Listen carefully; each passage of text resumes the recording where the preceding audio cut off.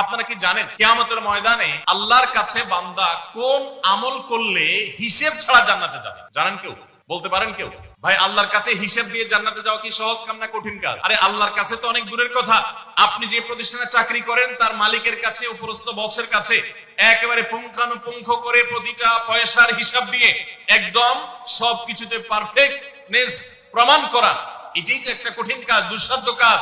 সেখানে সারা জীবনের হিসাব আল্লাহর কাছে দিয়ে পাই পাই করে তারপর আপনি জান্নাতে যাবেন, বিষয়টা এত সহজ না।